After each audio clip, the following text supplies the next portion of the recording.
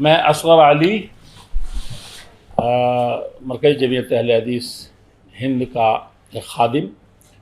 آج ہم انسانیت کے نام پر اور انسانیت کشی، نسل کشی جو ہو رہی ہے اس کے خلاف اپنے مطالبات رکھنے کے لیے یہاں حاضر ہوئے ہیں.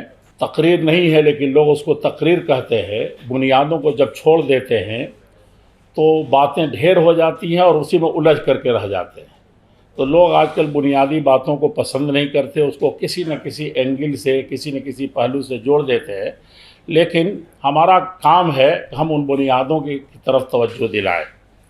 قرآن کریم میں ہے کہ ایک بے قصور آدمی کا، کسی بھی آدمی کا، کہیں کے آدمی کا، کالے یا گورے کا، رنگ و نسل اور دھرم اور جغرافیہ کا کوئی قید نہیں، قتل کر دیتا ہے تو ساری مانوتا کا قاتل مانا جاتا ہے. اتنا بڑا پاپی ہے. اور اگر اس کے ایک جملے سے، ایک مطالبے سے، تھوڑی سی کوشش سے کسی کی جان ایک آدمی کی بچ جائے تو سارے مانوتا کو گویا کہ اس نے زندگی بخش دی. تو یہ چیز ہمیں نہیں بھولنا چاہیے. دوسری یہ ہے کہ اپنے جس محبوب پیارے وطن میں ہم لوگ دیش میں ہیں، اس کی سنسکرتی بھی بڑی دھارمک بھی اور سیاسی سماجی بھی ایسی ہی رہی ہے. اور میں نے دیکھا اپنے کم عمری میں اسی پریس کلب میں، اس کے ارد گرد میں، کہ فلسطین کا قضیہ جب بھی اٹھا تو بھارت سر فہرست نظر آیا اور حق کی بنیادوں پر رہا. تو وہ چیز بھی ہمارے سامنے ہے. اور آپ نے ابھی ایک اچھی خبر، تازہ خبر ہے، نہیں تو ایسی خبریں بہت ہیں ہمارے اتہاس میں بھارت کے، کہ اس نسل کشی یا بھوک مری اور قحط سالی کا جو سما پیدا کیا گیا ہے، اس کے خلاف کس طرح سے مطالبہ ہمارے ملک نے، ہماری حکومت نے کیا ہے اور اس کو تاریخی حیثیت سے جاری رکھنا چاہیے. ایک بات اور یہ ہے کہ اس وقت یہ مسلم تنظیمیں یا مسلمان، میں کہتا ہوں کہ صرف مسلمان نہیں، ساری کہیں بھی کوئی انسان ہے تو اس کا یہی کام ہے. لیکن کبھی کہا جاتا ہے کہ ایسے موقع سے جاگتے ہیں. کوئی موقع ایسا نہیں ہے. یوکرین کے مسئلے میں جب بھی ہم نے فلسطین کا نام لیا، یوکرین کا نام لیا یا روس کا نام لیا، سپر پاور میں کوئی ایک انسان مرے یا یہ کہ کسی غریب ملک کے اندر، پسماندہ پچھڑے ہوئے ملک میں مرے، یکساں موقف ہے. یہ کبھی ہمارا بدلتا نہیں ہے، یہ ہر وقت کے لیے ہے. اور آج نہیں ہے، صرف فلسطینیوں کے حق میں نہیں ہے، یہودیوں کے حق میں نہیں ہے. اس کا ایک بچہ بھی بیمار پڑا تو دنیا کی سب سے بڑی، ہمارے آستھا کے مطابق، پرسنالٹی نے اس کی خبر گیری کے لیے اس کے گھر پہنچ کر کے، اس کے سرہانے بیٹھ کر کے اس کی عیادت کی اور جو کچھ ہو سکتا تھا یہ کیا. یہ ہماری، اور خود جس سرزمین کے سلسلے میں اس وقت ہم لوگ بے چین ہیں اور لوگوں کی، غیر مسلم بھائی کہہ رہے ہیں کہ نیند حرام ہے دیکھ کر کے جو کچھ ہو رہا ہے، خصوصاً وہ جو پکچر سامنے آ رہا ہے ماؤں کے، اور ان بچوں کا تو کوئی پرسان حال نہیں ہے جو کتنے بیوہ اور یتیم ہو چکے ہیں بچے اور مائیں.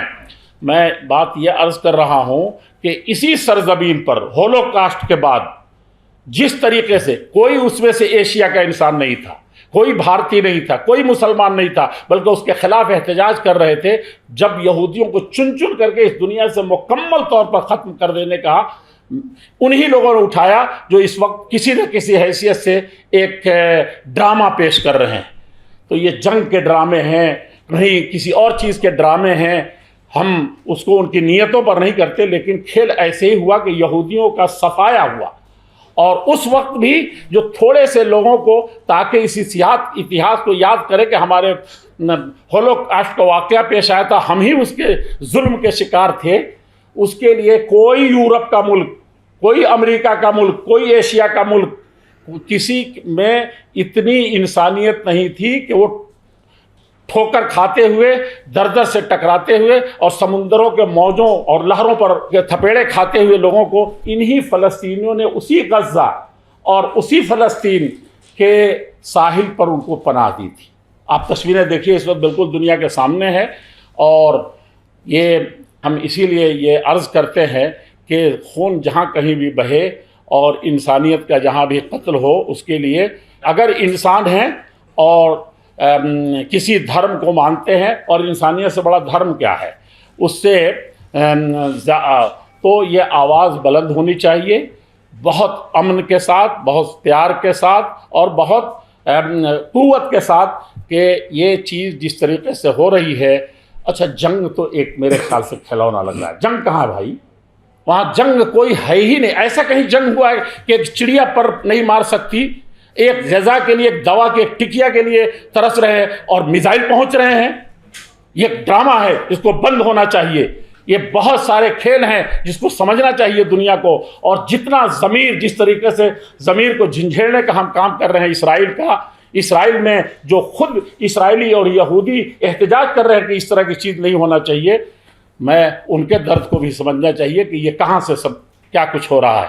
میں بات بہت لمبی ہو گئی. یہاں بہت بڑے بڑے لوگ، بڑی بڑی تنظیموں کے حضرات موجود ہیں، اور آپ میڈیا کے لوگ، میں ہمیشہ اس پریس کلب میں 10 مرتبہ کہہ چکا ہوں کہ ساری طاقتیں اس وقت ایک طرف، اور چوتھا ستون جو جمہوریت کا کہا جاتا ہے، میں انسانیت کا پہلا ستون اس سے بار بار کہتا ہوں، قلم گویت کے من شاہ جہانم، قلم کشرا بدولت میر ثانم، کہ قلم اور میڈیا ہی سب سے پہلی طاقت رہی ہے، اور جس نے اس کو اٹھا لیا ہے وہی دنیا کا شہنشاہ اور بادشاہ ہوا کرتا ہے.